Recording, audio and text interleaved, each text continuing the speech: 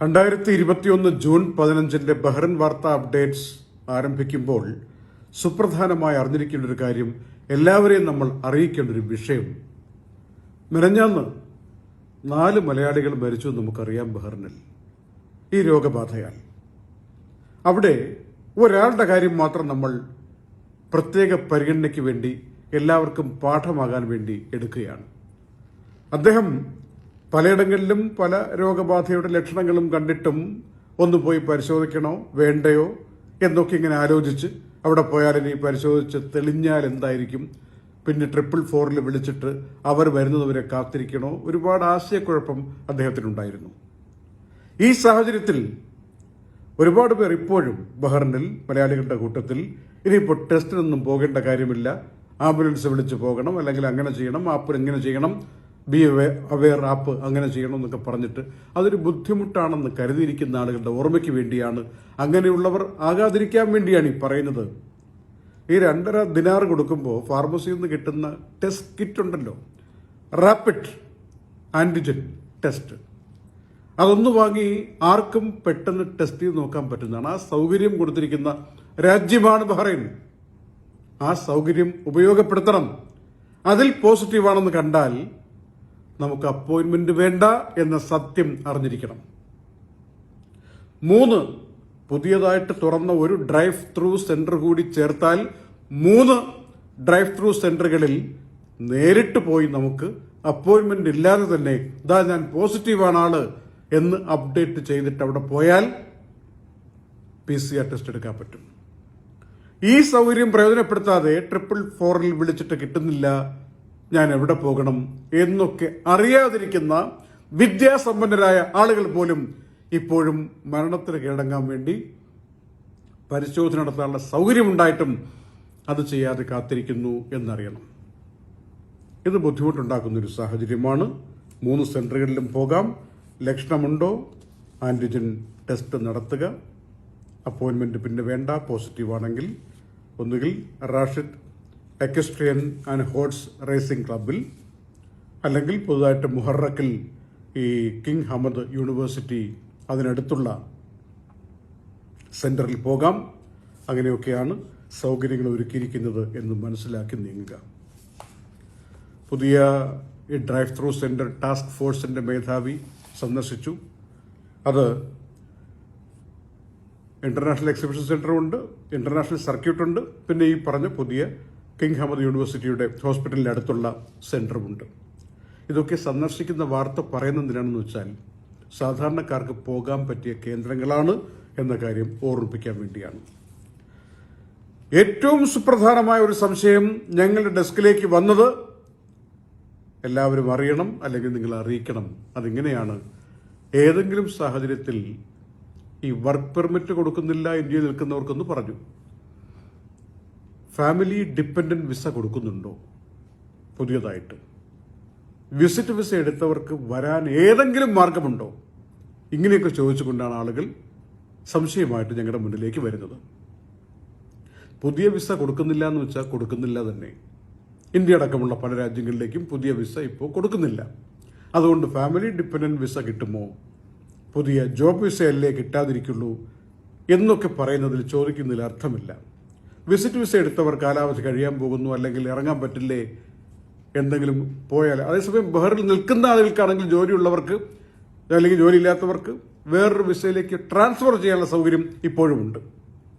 എങ്ങനെയെങ്കിലും എത്തിയേ പറ്റൂ ബഹ്റിനിൽ എന്ന് പറഞ്ഞ് വിസിറ്റ് വിസ എടുത്ത് കാത്തിരിക്കുന്ന ആളുകൾ പുതുതായിട്ട് വിസിറ്റ് വിസ കിട്ടുന്നില്ലെങ്കിലും ഏതെങ്കിലും ഒരു റെഡ് ലിസ്റ്റിൽ പെടാത്ത രാജ്യത്ത് പോയി താമസിച്ചിട്ട് ഫ്ലൈറ്റ് സൗകര്യമുണ്ടെങ്കിൽ 48 മണിക്കൂറിനിടയിൽ എടുത്തിരിക്കുന്ന PCR ആ രാജ്യത്ത് 14 ദിവസം കഴിഞ്ഞിട്ട് ടെസ്റ്റും എടുത്തിട്ട് വരാവുന്ന സൗകര്യമുണ്ട്. പക്ഷേ ഒരു വിസിറ്റ് വിസയും വെച്ചുകൊണ്ട് ഇത്രയും റിസ്ക് എടുക്കാൻ നമ്മൾ തയ്യാറാകുമോ?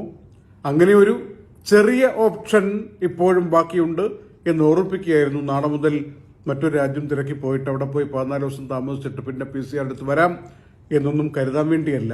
അങ്ങനെ ഒരു ഓപ്ഷൻ മാത്രമേ ഉള്ളൂ തൽക്കാലം.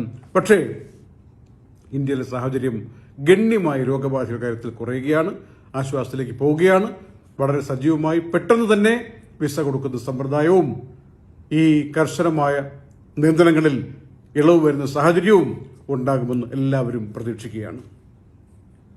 ഒരു 3 മാസം കൂടി സ്വദേശികൾക്കെങ്കിലും ഗുണം കിട്ടുന്ന വിധത്തിലുള്ള സാമ്പത്തിക ഉത്തേജന പാക്കേജിന് മന്ത്രിസഭ ബഹ്റിനിൽ അംഗീകാരം കൊടുത്തിട്ടുണ്ട്.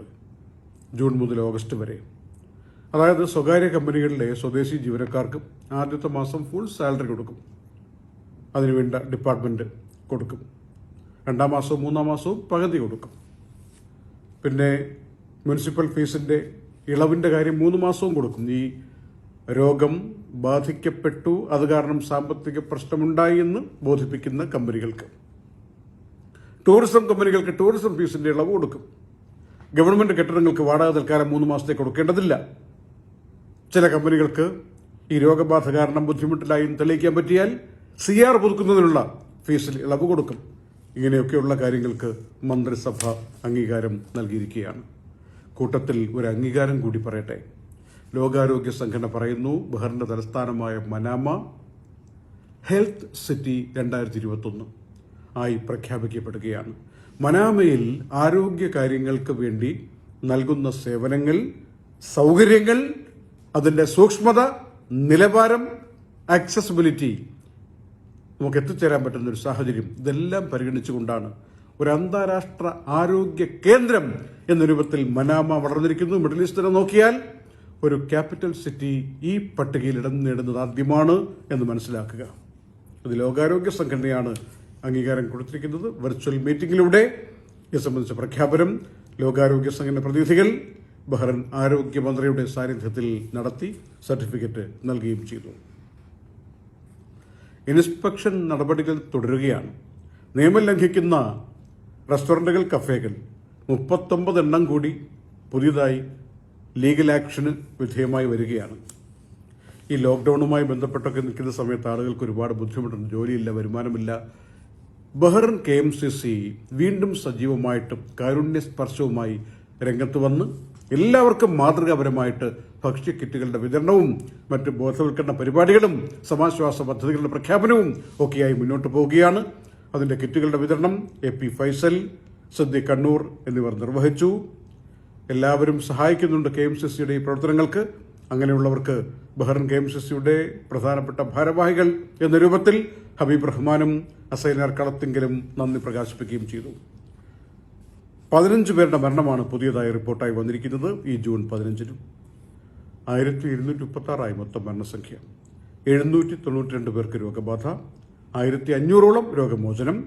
ഇപ്പോൾ 12200 ആക്റ്റീവ് രോഗബാധിതരുണ്ട്. അതിൽ 276 പേർ ICUവിലാണ്. ഇന്ത്യയിൽ പറഞ്ഞല്ലോ രോഗബാധ കുറഞ്ഞു വരുന്നു. ഇന്നിപ്പോൾ രാത്രി ബഹ്റിൻ സമയം 9:30 കഴിയുമ്പോൾ കിട്ടിയ റിപ്പോർട്ടിൽ 57,700 ഇതുവരെ വന്നിരിക്കുന്നത്. നേരം എടുക്കുമ്പോൾ അറിയാൻ ബാക്കി. ജൂൺ 15-ന്റെ കണക്ക്. ഇന്നലെ 62,500, മിനിഞ്ഞാന്ന് 68,400. ഇന്നലത്തേക്കാൾ കുറഞ്ഞു വരട്ടെ. അതുപോലെ കേരളത്തിൽ TPR കുറയുകയാണ്, നിരക്ക് കുറയുക. പക്ഷേ 20% മുകളിലുള്ള സ്ഥലങ്ങളുണ്ടെങ്കിൽ അവിടെ ലോക്ക്ഡൌൺ തുടരും. ബാക്കിയുള്ള സ്ഥലങ്ങളിലൊക്കെ പ്രാദേശികമായ ഭരണകൂടങ്ങൾക്ക് തീരുമാനിച്ച് നടപടിയെടുക്കാം, ഓരോ സാഹചര്യം നോക്കിയിട്ട്. ഇപ്പോൾ 11.76% TPR കേരളത്തിന്റെ ശരാശരി. 166 പേർ മരിക്കുകയും ചെയ്തു. ഇന്ന് 12,000-ലധികം ആളുകൾക്ക് രോഗബാധയുമുണ്ടായി.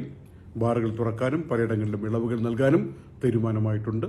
അതേസമയം റെസ്റ്റോറന്റുകളിലൊക്കെ പാഴ്സൽ മാത്രം മതി, ടേക്ക് അവേ മതി എന്ന് പറഞ്ഞിട്ടുണ്ട്. ഇരുന്ന് കഴിക്കാൻ അനുവദിക്കുന്നതല്ല എന്നും വ്യക്തമാക്കിയിട്ടുണ്ട്. ബഹ്റിൻ വാർത്തയുടെ ജൂൺ 15-ന്റെ നൈറ്റ് അപ്ഡേറ്റ് സമാപിക്കുന്നു. നന്ദി.